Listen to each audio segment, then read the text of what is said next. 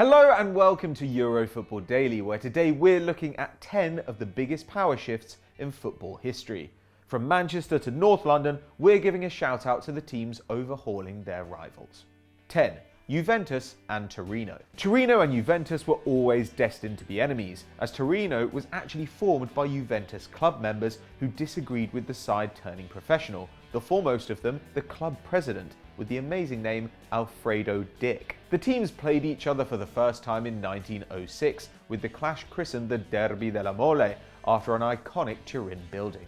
Juve swiftly became a superpower and had won 7 titles by the mid-1930s to Torino's 1, but the Granata invested heavily in their youth development, hiring Hungarian Egri Erbstein to oversee the junior sides, and a pipeline of talent began to flow into the first team. Meanwhile, the lack of pressure allowed the club to experiment tactically, adopting Arsenal manager Herbert Chapman's revolutionary WM formation. They won 5 consecutive Scudetti and might well have gone on to establish themselves as the dominant force in Italy had the entire squad not been tragically killed in the Superga air disaster of 1949. The following season, Juve broke a 15-year run without a championship and have since racked up 33, while Torino have lifted just 1 in the last 68 years. 9. Lyon and Marseille. Known as the Clash of the Olympiques, the rivalry between Marseille and Lyon has been raging for over 70 years, a quarter of a century longer than the one between Marseille and PSG. Marseille have always been giants of French football, with 9 titles, more than any club except Saint-Etienne. They are also the only French side to win the Champions League, triumphing in 1993, but that indirectly gave Lyon the upper hand in their beef. Marseille had just won a 5th consecutive title as well as the European Cup, but their success turned out to have been facilitated by match fixing. Owner Bernard Tapie and centre-back Jean-Jacques Idely were given prison sentences and the club was relegated to Division 2. That opened the path for Lyon, who were growing in stature under the ownership of Jean-Michel Aulas. By only purchasing young and undervalued players and selling at a huge profit, the club built capital and went from the 2nd division to making the Champions League 11 seasons in a row, a record only Arsenal, Man United and Real Madrid could match. They won their first title in 2002 and went on to win 7 on the bounce, while producing players like Michael Essien, Karim Benzema and in recent years Nabil Fekir and Anthony Martial. Marseille have won the league just once in the last 25 years.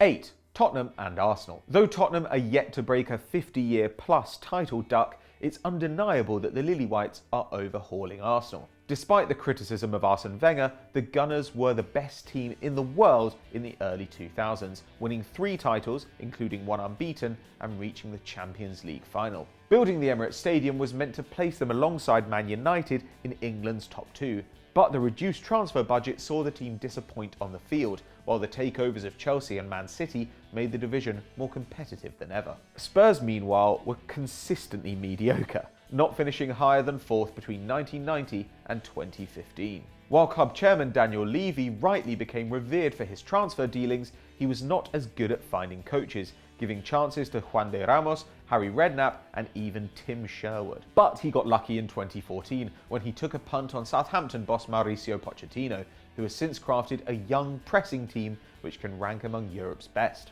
Spurs finished above Arsenal for the first time since Wenger's arrival in 2017, while the Gunners dropped into the Europa League. And with Pochettino openly voicing his desire to become Tottenham's Alex Ferguson, it may be some time before North London is Arsenal's once again. 7. Milan and Inter. Unlike most of the rivalries on our list, Milan and Inter have handed power back and forth over the last century.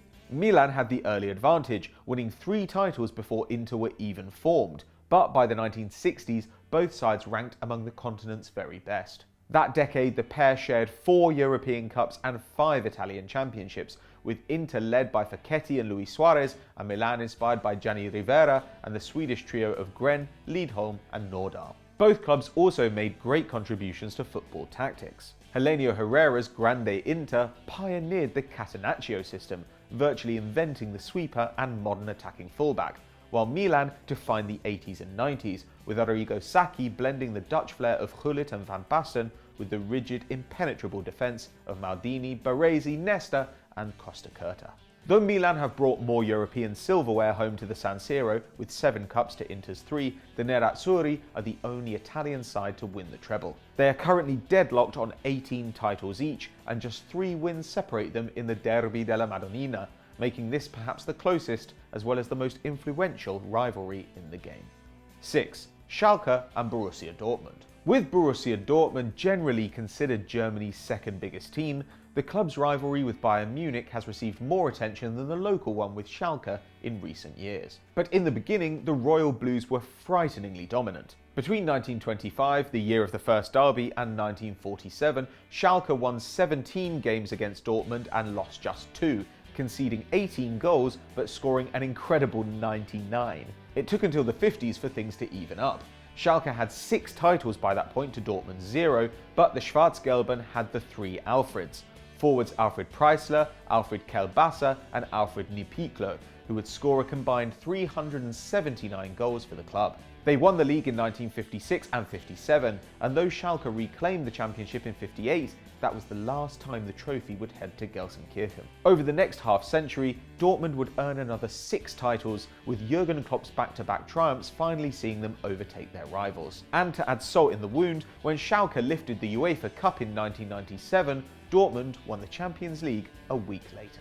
5. Celtic and Rangers. With a staggering 102 league titles between them, Celtic and Rangers are the most decorated sides on our list. In fact, the last time a club other than the 2 Glasgow Giants won the Scottish Premiership, it was Aberdeen in 1985, managed by a promising young coach called Alex Ferguson. In the 60s, the Hoops were champions 9 times and lifted the European Cup under the legendary Jock Stein.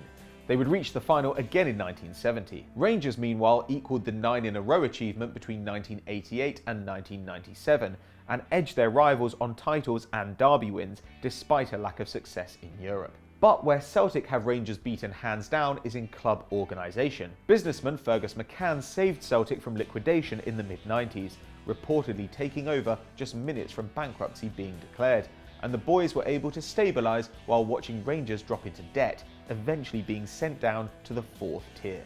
That's given the Celts an opportunity to make Scotland their own, and with 6 SPLs on the bounce, who would bet against them finally making it to 10 in a row? 4. PSV and Ajax and Feyenoord. Sometimes a single golden generation can change a club's whole future. In 1985, PSV were firmly the 3rd biggest club in the Netherlands. Ajax had 22 titles, Feyenoord 12, but just 7 had made their way to Eindhoven. But by 1992, PSV had overtaken Feyenoord, having won 6 out of 7 league campaigns and the 1988 European Cup. So what changed? Hans Kraaij and Guus Hiddink. Kraaij was made technical director in 1985 and Hiddink became manager in 87, with the 2 men bringing in stars like Erik Gerrits, Wim Kieft and Ruud Gullit, and promoting a promising youngster named Ronald Koeman. Hiddink took over the club with 10 matches remaining of the 86-87 season and beat Ajax to the title, before taking PSV to the treble in his first full campaign, beating Real Madrid and Benfica on the way to their first European Cup. The signing of Romario proved another masterstroke, as the Brazilian was the Eredivisie's top scorer 3 years running, bringing the club 3 more championships. Now firmly established at the top table, they've won 9 of the last 18 titles. 3. Man City and Man United. More in progress than fully complete, the most remarkable thing about City's resurgence in Manchester is how quickly it has happened. In 2011, with Ferguson at the helm, United were sitting on 12 titles in 19 years, while City were without a triumph in over 40. But 6 years on, Manchester is blue, with 2 championships and the stewardship of Pep Guardiola looking certain to bring more. City's rise has been almost the opposite of United's. While one genius was the architect of the modern Red Devils, spotting talent, developing players and building a relentless winning machine, City hired the best in every field, even raiding Barcelona for their backroom staff to ensure that one day Pep would find his way to the Etihad. The citizens still have some way to go to catch their neighbours. United have 66 trophies to City's 17. But for the first time in their history, stars would rather wear blue than red. The battle for Manchester is far from over, but City are currently outflanking the enemy. 2. Porto and Benfica and Sporting. The big three in Portugal have always dominated the league. None of them has ever been relegated, and only twice has a team outside the group been crowned Portuguese champions, Belenenses in 1946 and Boavista in 2001. But until recently, Porto were junior members of the trio. By 1986, Sporting had 16 titles and Benfica had racked up a massive 28, leaving Porto trailing on just 9. However, that 9th title gave the Dragons entry into the European Cup, and their front line included Paulo Futre, the previous season's runner-up for the Ballon d'Or, and academy product Fernando Gomes, the club's all-time top scorer, with 355 goals in 451 games. They beat a great Dinamo Kiev and Bayern Munich to win the competition, and embarked on the best period in their history. Since 1990, Porto have won 17 out of 27 titles, while Benfica have 7 and Sporting only 2. Coached by Bobby Robson, Fernando Santos and Jose Mourinho, the Blue and Whites became the first Portuguese side to win 5 consecutive titles and lifted a second European crown, while bringing the world talent like Deco, Mario Jardel and James Rodriguez. In the all-time standings, they now have 5,041 points to Benfica's 5,205, closing the gap on a team once thought uncatchable. 1. Spain and the Netherlands. The Dutch decline in international football has prompted many people to ask why they've suddenly got bad, but a better question would be, how did they stay good for so long? A nation of just 17 million people, that's a fifth of the size of Germany, the Netherlands punched above their weight by inventing the modern youth academy, training their players to be comfortable in multiple positions, and pioneering an aggressive pressing game. But Rinus Michels and Johan Cruyff moved to Barcelona in the early 1970s, and they took their ideas with them. Before long, La Masia was the best academy in the world, and the Dutch notion of pass and move, technique over strength, filtered out across Spain. While the Dutch gave coaching roles to Gullit, Blind and Van Basten, icons who it was thought could motivate players, Pep Guardiola, Luis Enrique and Vicente del Bosque were true students of the game, looking for tactical edges. The result is that the Spanish, as well as the Germans, play Dutch football better than the Dutch do, and teams across the world aspire to playing like Spain. And while the Oranje were once called the best side never to have won the World Cup, it now looks certain that they never will. So those were our 10 biggest power shifts in football history, but what did we miss out? What should we have included? Let us know in the comments below. Now if you enjoyed this video, stay right here on EFD and check out Stat Wars, where you can see me batter Chris Hamill like he deserves. And as ever guys, make sure to like and subscribe.